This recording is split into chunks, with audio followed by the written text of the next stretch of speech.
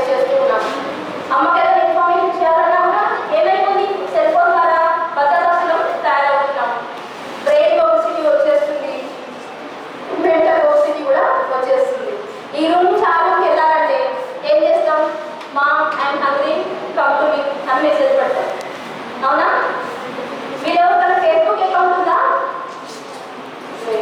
ఉండకపోయినా upcoming users ఖచ్చితంగా మీరు ఫ్యూచర్లో యూజ్ చేస్తారు. అంటే సెల్ ఫోన్ అనేది అంత ఎఫెక్టివ్గా ఉంటుంది.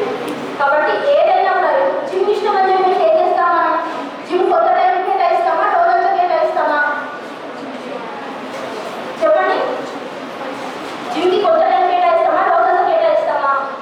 కొత్త టైం. పిక్చర్కి వెళ్తాము, 3 hours నుంచి వచ్చేస్తాం పిక్చర్ నుంచి. అవునా? అంటే దీన్ని బట్టి ఏం తెలుస్తుంది, ఏ దానికైనా మనకు ఒక టైం లిమిట్ అనేది ఉంటుంది, పెట్టుకోవాలి కూడా. అలానే టీవీ, కంప్యూటర్, సెల్ ఫోన్ కూడా మనం ఏం చేయాలి, ఒక టైం లిమిట్ అనేది పెట్టుకోవాలి. అవునా? అంటే దేనికి ఎడిట్ అయిపోవద్దు. ఆ టైం లిమిట్లో ఒక మెడిసిన్ తీసుకున్నట్టుగా ప్రతిదానికి కూడా మనం ఒక టైం లిమిట్ పెట్టుకుంటే మనం టైం అనేది వేస్టేజ్ కాకుండా ఉంటుంది. సెకండ్, అనవసరమైన మాటలతో టైం వేస్ట్ అవుతుంది. మాట్లాడుతూ ఉంటాం మనము, మన ఫ్రెండ్స్తో కానీ చుట్టుపక్కలతో కానీ వాళ్ళతో మాట్లాడుతున్నా కూడా చాలా మాట్లాడుతూ ఉంటాం. అవసరమైన టాపిక్ కొంటుంటుంది, ప్రొలాగ్ చేస్తూ ఉంటాం టాపిక్, చాలా టైం వేస్ట్ అవుతుంది. ఈ టైం వేస్ట్ నుంచి మనం ఈ టైం వేస్ట్ అవాయిడ్ చేయాలంటే ఏం చేయాలి, ఏది అవసరమైందో అది మాట్లాడాలి.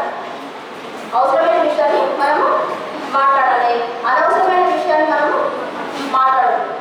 Words have power. మాటలకు చాలా పవర్ ఉంటుంది.